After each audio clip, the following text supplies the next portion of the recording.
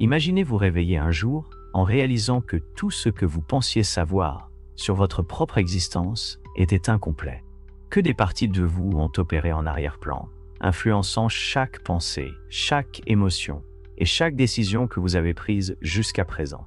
Pensez à la possibilité que votre véritable nature ne se limite pas seulement à votre corps physique, mais qu'il existe des dimensions plus profondes de votre être qui sont restées cachées, attendant d'être découvertes. Pourquoi certaines personnes semblent-elles en parfaite harmonie avec la vie, alors que d'autres se sentent piégées dans un cycle de souffrance et de confusion? Pourquoi certaines éprouvent-elles paix et clarté, tandis que d'autres vivent dans un conflit interne constant? La réponse se trouve dans les 4 corps de votre âme. Ce sont les structures invisibles qui déterminent la manière dont vous percevez la réalité et le niveau de conscience dans lequel vous vous trouvez. Chacun de ces corps a une fonction spécifique, et tant que vous ne les comprenez pas et ne les équilibrez pas, vous ne pourrez pas expérimenter la plénitude de votre véritable potentiel. Aujourd'hui, nous allons révéler les secrets de ces 4 corps, mais il y a quelque chose de plus. Le dernier d'entre eux est le plus puissant, et le comprendre est la clé pour atteindre un véritable éveil. Ce que vous découvrirez dans cette vidéo a le potentiel de transformer votre manière de voir la vie pour toujours. Pour commencer ce voyage, nous devons reconnaître une vérité fondamentale. L'être humain n'est pas seulement chair et os. Si vous pensez que vous n'êtes qu'un corps physique, vous êtes piégé dans une illusion qui limite votre évolution. Des anciens enseignements hermétiques à la sagesse des Védas, toutes les traditions spirituelles ont souligné que notre existence est multidimensionnelle. Le premier niveau de cette structure est le corps physique, le plus évident et tangible. C'est le véhicule qui nous permet d'interagir avec le monde matériel. Grâce à lui, nous éprouvons plaisir et douleur, repos et épuisement, maladie et vitalité. Chaque sensation que nous percevons, chaque mouvement que nous faisons, chaque fonction biologique qui se déroule en nous appartient à ce niveau d'existence. Cependant, la plus grande erreur de l'humanité a été de s'identifier uniquement à ce corps. Depuis notre naissance, on nous enseigne à le prioriser au-dessus de tout, à en prendre soin, à l'alimenter, à le renforcer. Mais qu'en est-il des autres dimensions de l'être? Que se passe-t-il lorsque notre bien-être physique ne suffit pas à nous apporter une véritable satisfaction? Les sages anciens le savaient déjà.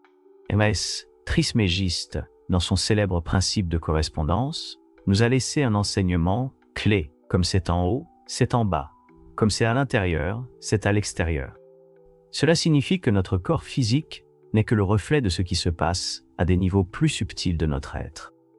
Une maladie dans le corps n'est rien d'autre qu'une manifestation externe d'un déséquilibre interne. Et ici surgit une question cruciale. Si le corps physique n'est que la couche la plus externe, que se passe-t-il au-delà? Cela nous mène au deuxième niveau. C'est le domaine où résident nos sentiments, nos passions et nos peurs les plus profondes. Alors que le corps physique se nourrit de nourriture et d'oxygène, le corps émotionnel se nourrit d'expériences, d'interactions humaines, de souvenirs et de traumatismes non résolus. Les émotions sont de l'énergie en mouvement. Chaque fois que tu ressens de la joie, de la gratitude ou de l'amour, ton champ énergétique s'étend et ta vibration s'élève. Mais lorsque tu éprouves de la peur, de la colère ou de la tristesse, tu crées des blocages qui limitent ton évolution. C'est ici que beaucoup de personnes se sentent piégées sans s'en rendre compte. Pense à combien de fois tu as réagi de manière impulsive sans comprendre pourquoi. Combien de fois une émotion intense t'a-t-elle poussé à prendre des décisions dont tu t'es ensuite repenti? Cela se produit parce que le corps émotionnel opère à un niveau subconscient. Si nous ne le comprenons pas et ne l'équilibrons pas, nous finissons par être contrôlés par lui, au lieu d'être nous qui le contrôlons. Sigmund Freud, le père de la psychanalyse, a dit un jour « Tant que l'inconscient n'est pas devenu conscient, le subconscient dirigera ta vie et tu l'appelleras destin. » Cette phrase renferme une vérité frappante. La plupart des gens vivent leur vie sans savoir qu'ils sont gouvernés par des émotions et des croyances qui se sont formées dans leur enfance, dans leur passé. Ils croient avoir le contrôle, mais en réalité, ils sont entraînés par des schémas invisibles qu'ils ne comprennent pas.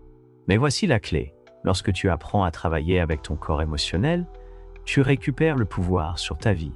Tu ne réagis plus par la peur ou l'insécurité, mais depuis un état de conscience plus élevé. Et ce n'est que le début. Dans la partie suivante, nous allons explorer le troisième corps, celui que peu de gens comprennent, mais qui est la porte d'entrée vers un niveau de conscience supérieur. Sans cette connaissance, l'éveil reste incomplet. Es-tu prêt à le découvrir?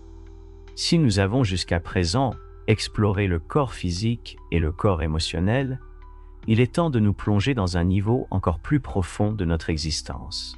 Ce que tu vas découvrir ensuite est le pont entre ce que tu penses être et ce que tu es réellement. Après le corps physique et le corps émotionnel, nous trouvons le troisième niveau de notre structure énergétique, le corps mental. C'est le centre de nos pensées, croyances et perceptions de la réalité. Si le corps physique nous permet de nous mouvoir dans le monde matériel et le corps émotionnel nous relie à nos expériences internes, le corps mental est chargé d'interpréter tout ce qui nous arrive et de lui donner un sens. Mais voici une vérité frappante que peu comprennent. La plupart des gens ne contrôlent pas leur esprit.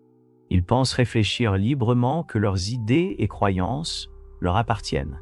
Mais en réalité, elles sont le produit de conditionnements, d'influences externes, de récits imposés par la société, l'éducation et la culture. Depuis le moment où nous naissons, notre esprit est façonné par tout ce qui nous entoure. On nous dit ce qui est réel, et ce qui ne l'est pas, ce qui est possible, et ce qui ne l'est pas, ce que nous devons craindre, et ce que nous devons poursuivre. Le plus dangereux dans tout cela est que l'esprit, quand il n'est pas compris ni dirigé, devient une prison invisible. Il nous enferme dans un ensemble de pensées répétitives qui déterminent nos actions, nos habitudes et, en fin de compte, notre destinée. C'est ici que de nombreuses personnes stagnent dans leur processus d'éveil. Elles essaient de changer leur réalité au niveau physique, recherchent des réponses dans leurs émotions, mais ne trouvent toujours pas la paix parce qu'elles n'ont pas appris à maîtriser leur corps mental. Le philosophe René Descartes a dit « Je pense, donc je suis », mais la question que peu se posent est « D'où viennent réellement ces pensées? Suis-je celui qui pense ou suis-je simplement le récepteur d'idées qui viennent de l'extérieur ?»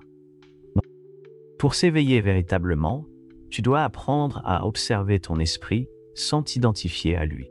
Chaque pensée que tu as n'est rien d'autre qu'une vibration dans ton champ énergétique. Certaines pensées te élèvent, d'autres te diminuent. Mais la clé est de reconnaître que tu n'es pas tes pensées. Réfléchis à ceci. Combien de fois as-tu eu des pensées négatives, autodestructrices ou limitantes que tu savais ne pas être vraies, mais que tu as quand même cru? Peut-être t'es-tu dit « Je ne suis pas assez bien, je n'y arriverai jamais, je ne mérite pas d'être heureux ». Ces pensées ne sont pas la vérité, ce sont des programmes qui ont été installés dans ton esprit au fil des ans. C'est là que le véritable pouvoir du corps mental entre en jeu. Lorsque tu apprends à purifier ton esprit des croyances limitantes, lorsque tu prends le contrôle de tes pensées au lieu de te laisser contrôler par elles, tu commences à vivre un nouveau niveau de clarté et de liberté. Mais comment y parvenir? La réponse a été enseignée dans toutes les traditions spirituelles depuis des temps immémoriaux. La pratique de l'observation dans le bouddhisme s'appelle pleine conscience. Dans la philosophie hermétique, elle est connue sous le nom d'alchimie mentale. Dans la tradition hindoue, c'est la maîtrise du mana. Tous ces enseignements visent le même but, le pouvoir d'être conscient de tes pensées sans te laisser emporter par elles. Lorsque tu es capable de faire cela, tu réalises que beaucoup des limitations que tu croyais avoir n'étaient que des illusions créées par ton esprit. Tu cesses de t'identifier à la peur, à l'anxiété, au doute. Tu commences à vivre depuis un état de présence, où tu ne réagis pas automatiquement aux stimuli extérieurs, mais choisis comment répondre à chaque situation depuis un niveau de conscience supérieur. Et c'est ici que tout commence à changer, mais il y a encore quelque chose. Jusqu'à présent, nous avons parlé du corps physique, du corps émotionnel et du corps mental. Cependant, il y a un quatrième corps, le plus mystérieux et puissant de tous, le dernier niveau de notre existence. Il ne peut être compris avec la logique ni avec la pensée rationnelle. C'est la source de notre véritable essence, le noyau de notre être. Peu parviennent à l'expérimenter consciemment, mais ceux qui le font découvrent la réponse ultime à la question qui intrigue l'humanité depuis des siècles. Qui suis-je vraiment?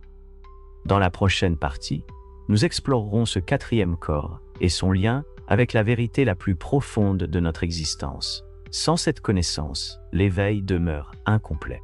Prépare-toi, car ce qui va suivre pourrait changer ta vie pour toujours. Jusqu'à présent, nous avons exploré 3 dimensions fondamentales de notre être, le corps physique, le corps émotionnel et le corps mental. Mais il y a quelque chose de plus, quelque chose qui transcende le matériel, le sensoriel et le rationnel. Un niveau d'existence que peu de gens parviennent à comprendre pleinement, mais qui est la clé du véritable éveil. Voici le 4e corps, le corps spirituel. Contrairement aux autres corps, le corps spirituel n'est pas visible. Il ne peut pas être touché ni mesuré avec des instruments scientifiques. C'est le noyau essentiel de ce que nous sommes, l'étincelle divine qui nous relie à l'ensemble. Tandis que le corps physique appartient au monde de la matière, le corps émotionnel au monde des sensations et le corps mental au royaume des pensées. Le corps spirituel appartient au domaine de la conscience pure, la source de notre existence. Mais ici surgit une grande question. Si nous avons tous un corps spirituel, pourquoi la plupart des gens ne l'expérimentent-ils pas consciemment? La réponse est simple, parce que nous vivons déconnectés de lui. Depuis notre naissance, notre attention est absorbée par le monde matériel. On nous enseigne à nous identifier à notre corps, à nos émotions et à nos pensées, mais on nous apprend rarement à regarder au-delà. La société nous conditionne à croire que seule la réalité est ce que nous pouvons voir et toucher. Et ainsi, sans nous en rendre compte, nous nous déconnectons de la partie la plus importante de notre être. Cependant, le corps spirituel est toujours là, attendant d'être redécouvert. Les anciennes traditions spirituelles ont parlé de ce principe pendant des siècles. Dans l'hindouisme, il est connu sous le nom d'Atman, l'être suprême qui habite en chacun de nous.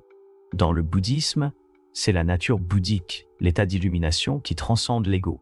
Dans les enseignements hermétiques, c'est le principe d'unité avec le cosmos, la connexion avec l'esprit universel.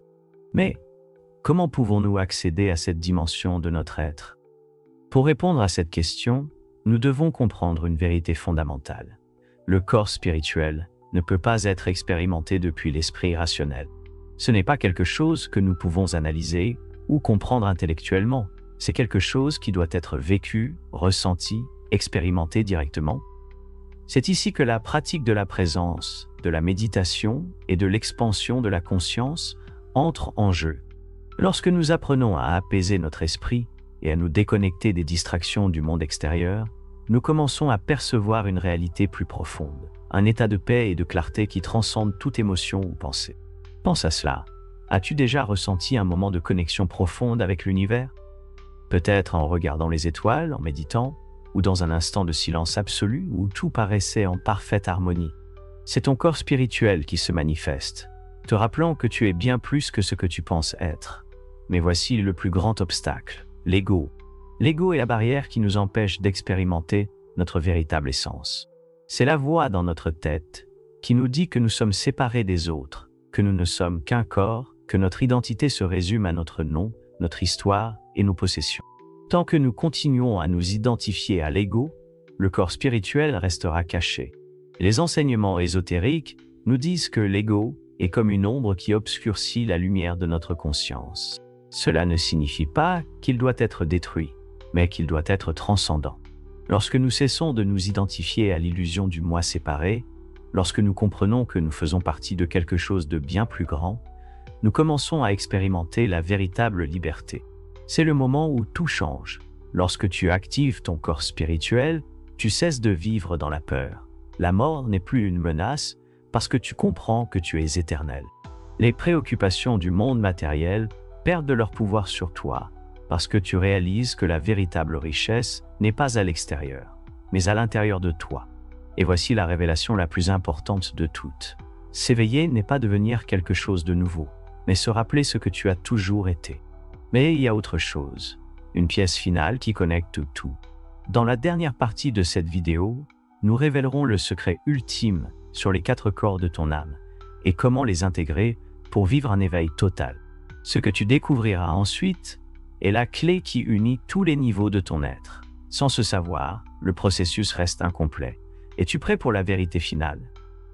Maintenant que nous avons exploré les 4 corps de notre existence, le physique, l'émotionnel, le mental et le spirituel, nous arrivons à la partie la plus importante de toutes.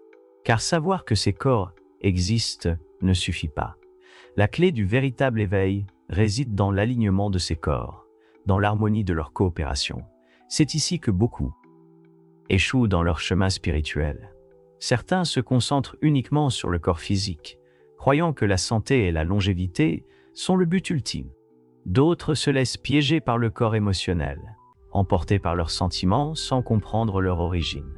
Certains cherchent des réponses dans le corps mental, dévorant le savoir, mais sans vraiment l'appliquer.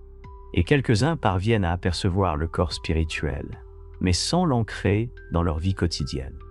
Cependant, le véritable éveil n'arrive pas lorsque l'on se concentre uniquement sur l'un de ces corps. Il se produit lorsque tous travaillent ensemble. Lorsque l'énergie circule librement à travers eux, cela te permet de vivre dans un état de équilibre et de profonde connexion avec l'univers. Réfléchis un instant. À quoi bon développer l'esprit si ton corps est faible et malade?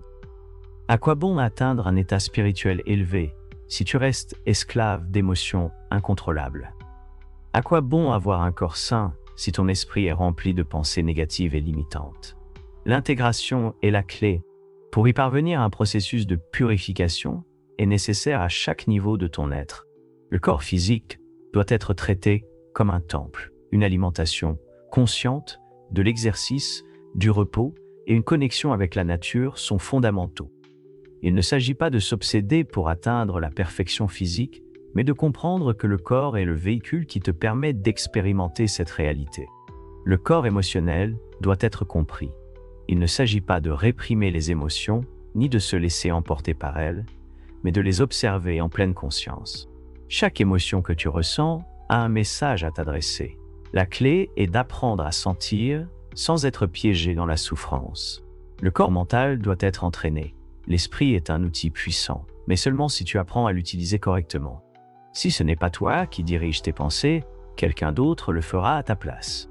La méditation, l'introspection et la remise en question de tes croyances t'aideront à te libérer des conditionnements qui ont été implantés en toi. Enfin, le corps spirituel doit être activé. Cela ne se fait pas en lisant des livres ni en accumulant des informations. Cela ne se produit que lorsque tu te permets d'expérimenter la vie depuis un état de pleine présence. Lorsque tu te connectes à ce que tu es vraiment, au-delà du temps, au-delà de l'espace, au-delà de l'illusion du moi. Mais voici la révélation la plus importante de toutes. Tu n'as pas besoin de chercher l'éveil à l'extérieur. Tu n'as pas besoin de suivre des gourous, tu n'as pas besoin de doctrines compliquées, tu n'as pas besoin de renoncer au monde pour trouver la vérité. Tout ce dont tu as besoin est déjà en toi. Ça a toujours été là. Il te suffit de te rappeler. Et quand tu te rappelles, touche. La peur disparaît parce que tu sais que tu es plus qu'un corps. L'anxiété se dissipe parce que tu comprends que la vie a un but plus grand. La confusion s'estompe parce que tu cesses de chercher des réponses à l'extérieur et tu commences à écouter ta propre sagesse intérieure. L'éveil n'est pas devenir quelque chose de nouveau. C'est enlever toutes les couches d'illusions qui t'ont été imposées et voir clairement ce qui a toujours été là. Et maintenant, je te demande, es-tu prêt à faire ce pas? Si tu es arrivé jusqu'ici, ce n'est pas par hasard. Quelque chose en toi savait que tu devais entendre cela, parce qu'au plus profond de ton être, tu sais déjà la vérité. Tu dois juste te permettre de te souvenir. Alors fais ton choix. Continue de vivre comme tu l'as fait jusqu'à présent, ou fais le premier pas vers le véritable éveil. La décision a toujours été entre tes mains. Merci d'avoir regardé.